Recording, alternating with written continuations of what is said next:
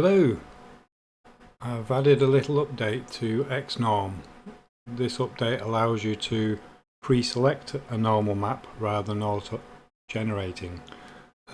I've done this because I've sometimes create textures myself and then use another app to create normals from the mesh. xNorm creates normals mathematically rather than the mesh. So let me just show you what I mean by that. I've got a folder here with some textures in: boggy, lava, rocky ground, rocky sand and a rocky shore. If I go in them, you'll see I've got an albedo and a generated normal map. So if I open the boggy one to start with, so this one here, loading the albedo, it'll now ask, would you like to auto generate a new normal map? Choose no to load an existing normal map. So I'll choose no, and then it'll ask me to choose a normal. So now it's applied the normal that was pre-generated with the texture. Everything else is as normal. So if I generate for max terrain, now this is like a boggy marsh, so these areas here are supposed to be water and grass. So what I'll do is I'm going to reduce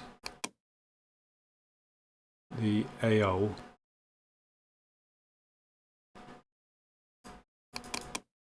and increase the gloss about 25% and increase the metal also to about 20, 25, 20. Okay, now I'm going to export them for max. It'll go away and calculate everything that I've just done so that it can create the other maps and the surface, and they're completed. So if I go into my textures, if I go to the boggy xNorm folder, there's my 3 textures. So what I'll do is, if I go into terrain textures, I'm going to copy, I usually use mat 7, so I'll stick with that. I'm going to copy that to here, so I've got a backup, and then in the mat 7 folder I'm just going to drop these in. Copy here, replace. So my boggy marsh is now mat 7. So if I now run max,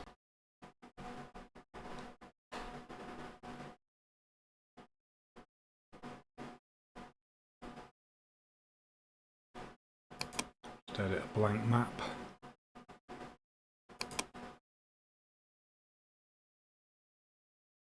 Go to terrain, textures, and my boggy marsh is this one. I just paint that.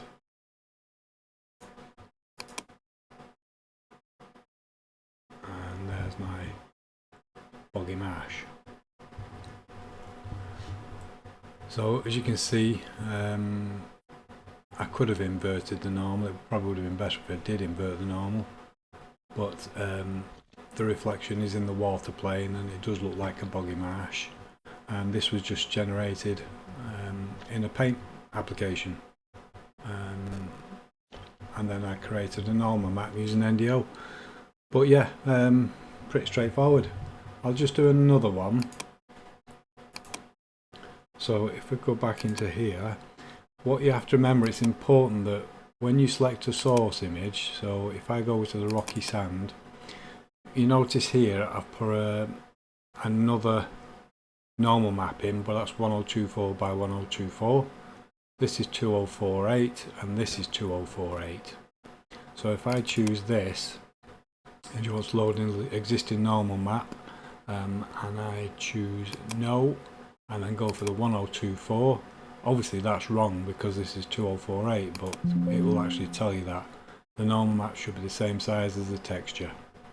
Okay, so if we pick up the correct one and generate, make this a little bit sand, so make it rough.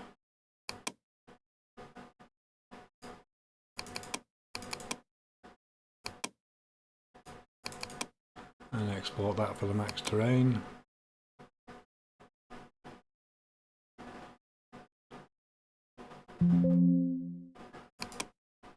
Okay, if we go back into my textures, rocky sand, xNorm, and then if I bring over my terrain textures, mat 7, again, I'll just drop them in there.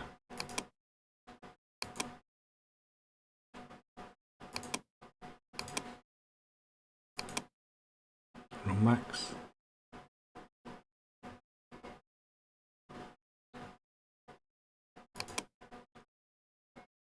Just gives extra options. You can still auto generate a normal map, but if you've already got one that's pre-made, you may as well use that one.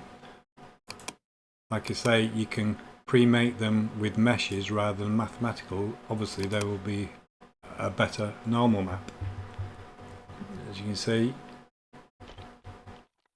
works perfectly fine.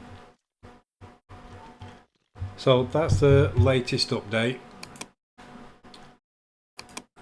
As I say, it's a minor update, just a single change. So thanks for watching, and cheers for now.